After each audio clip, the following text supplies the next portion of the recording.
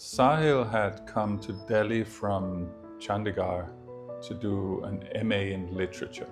And he was the kind of guy who would read poetry on metro rides, and he would discuss passionately about novels he'd read at the chai tapris near the campus. And in the second semester, he met Priya, who was doing an MPhil in sociology. And she was the kind of girl who would show up most days with paint on her jacket and had an opinion about everything. She would laugh out loud in libraries and be very unapologetic about the whole thing. They became friends the way good things happen. Like first gradually and then completely. They would go for long walks along the ridge. They would exchange books and argue passionately about them and read to each other in parks. And there was that particular joy of finding somebody who takes ideas as seriously as you do yourself. They fell into something that, at least to Sahil, felt like the most honest thing that he'd ever been a part of. He started writing a lot, like not just assignments, but poetry and literature. And as he was reading it to her, it was like the first time he had read something that he had made to somebody and not felt like exposed. He felt completely safe about it. And for 2 years, they built a small world inside Delhi. For the first time, because Sahil, he'd always felt a little bit kind of unanchored or unmoored. And so for the first time, he really felt like he belonged somewhere, like there was a real place for him. The third year brought change. Like not all at once, but the way change happens, like gradually, small little steps. Priya got into a prestigious fellowship, and that was demanding and felt urgent. And so that started taking up more of her time. And Sahil felt like she was kind of drifting a little bit away from that little cocoon world that they had made together. He was completely understanding, of course, but it did feel like she was discovering a version of herself that didn't fit into that world. And he tried to show interest. He read some of her research. He tried to keep up with what she was learning and showed interest and asked questions. But there's something happening, right, where you feel like that person is kind of fading out from the world that you have together and kind of emerging as a different person. And so the calls become shorter, right? And the messages suddenly take a little bit longer before they're answered. And eventually, it's hours later and then it's the next day. And Sahil, he notices all of this. He doesn't say it, right? They don't talk about it because for him, it's like the moment you say it, it becomes real, right? As long as it's unspoken, it's kind of like, well, maybe it'll turn around. But the moment you say it, it's real. And he started doing what heartbreak does to people who are smart enough to notice it happening, right? He overcompensated. Right? So he planned even more, suggested even more, and tried to be even more present. But in doing so, the feeling of something fading and something emptying out between them just became even stronger. And then came that Tuesday afternoon in Kamla Nagar. She said what she said, honestly, gently, no cruelty. And he said he understood. And he walked home and he sat alone in his room, which suddenly had way too much space in it. People think of heartbreak as like one event, but it's not. It's a lot of events. It's 6 weeks of waking up and needing like a couple of seconds before you remember and it lands again, right? It's watching a movie that she would have loved and then not having anyone to send that thought to. It's her name saved in your phone as home, because changing it feels like a small death that you're not prepared for yet. Sahil functioned, right? He went to class, he did his assignments, he ate and slept, although not enough and not very well. But what he didn't do was write. He couldn't. The words weren't there. He would open the laptop and just stare at a blank screen and get nothing out, because that kind of creative part, that those thoughts of creativity and creation were somehow tied to her. And like when she disappeared, that disappeared. One evening, it was about 2 months later, he was walking back from the library along the ridge, their walk.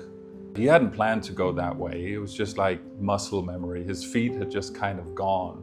He sat on a bench where they had sat once and had a conversation.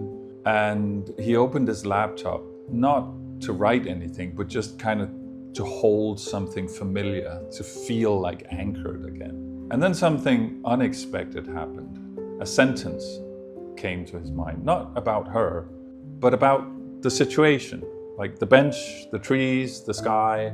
And he wrote it down, and he's looking at it, and it's not necessarily great, but it is something, right? There was something there about how the beauty of the surroundings persisted even though the person who he used to share it with was no longer there. His perception of that beauty was still there, and that's something. And so that's how the change begins, right? Suddenly you can see something outside that bubble. So his feelings were real, like the loss he felt for her is real. So the feelings he had for her were real, and the loss, that sense of loss, is real. Just like the bench is real, the trees are real, the sky is real, and all of that is still there. So on some level, he's realizing that he's not like half of what was. He's still complete. That whole experience is still there, not depending on her. We feel like something changes and we feel like it gets amputated from us. But actually, it is the loss. It is the feeling, the hurt. That's what galvanizes us. That's what we grow from, and we become more complete versions of ourselves, so that when we find an expression of that love, again, we will do it in a much more whole and mature way. So actually what was happening was that Sahil's capacity for love was actually growing from that initial feeling of loss. Right? It's something he had to go through to truly appreciate who he was and what that was. So this became the beginning of Sahil's return to himself.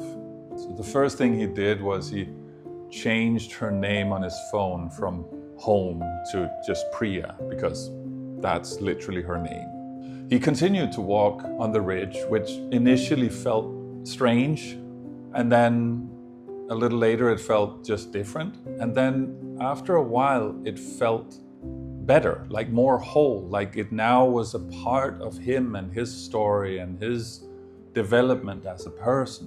He finished his thesis, and it was the best writing he had done in his MA. And it wasn't in spite of the pain, it was because of it, because pain has that ability to strip you down and just show you what matters and what doesn't. So in a way, his writing just became so much better from it, because he was able to just own in on exactly what was important and not fluff it up with empty words. So it turned out it was actually the best work he'd ever done. He started a reading group. It turned out, like when he when he looked up and widened his horizon, it turned out there were people in his class who were quite interested in reading. So they were very interested in hearing his perspectives, because he read so much and even wrote himself. And so he started this reading group, and it was nothing fancy, just in one of their rooms once a week, and they would make chai and they would, read a book and discuss about it. And he developed some really nice friendships that way. He didn't fall in love immediately, and he didn't want to, right? He took 6 months of just like living his life and doing his studies. And one morning he woke up and he was remembering he had been dreaming about this book he had been reading. And he was lying there for a moment, noticing that he wasn't fixated on her anymore. Like, she was still there in the memory, but he was actually focused on his life, and he was back to himself. Like, he had become a more complete version of himself in this process. But the point is that grief isn't weakness. Grief is growth. That you're not half of what ended. You're a complete version of yourself that is growing often from the resistance we feel, right? When things are all happy and everything is going well, that's not when we develop the most. It's when things are not going the way we wanted. And sometimes even like, it can be very, like heartbreak can be almost like someone dying. That's really when we have to bring our best selves to overcome it. And that's when we really become quite like gentle but strong individuals. And so that process doesn't happen overnight. It takes time. So the advice is, in these situations, just give time.